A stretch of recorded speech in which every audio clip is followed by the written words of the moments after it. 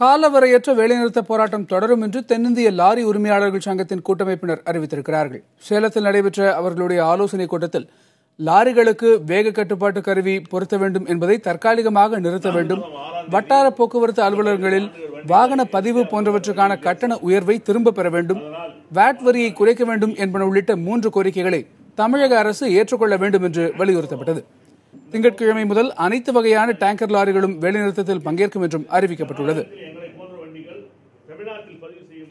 நாளை இன்சூரன்ஸ் பேச்சுவார்த்தை நடந்தால் கூட தமிழகத்தில் இந்த ஸ்பீட் கவர்னர், இந்த ரெசிபோக்கல் அக்ரிமெண்ட், அது மாதிரி இந்த ஆர்டிஓ ஃபீஸ் குறைக்கும் வரையில் பிற மாநிலத்தில் எப்படி இருக்குதோ அப்படி செயல்படுத்த சொல்றோம். நாங்கள் இவங்களுக்கு ஒன்று ஒரு சட்டத்தை கொண்டு வர சொல்லியே கர்நாடகாவில் எப்படி பண்ணியிருக்காங்களோ அப்படி பண்ண சொல்றோம். அது பண்ணாலும் நொழிய காலவரையற்ற வேலைநிறுத்தம் கண்டிப்பாக இருக்கும்.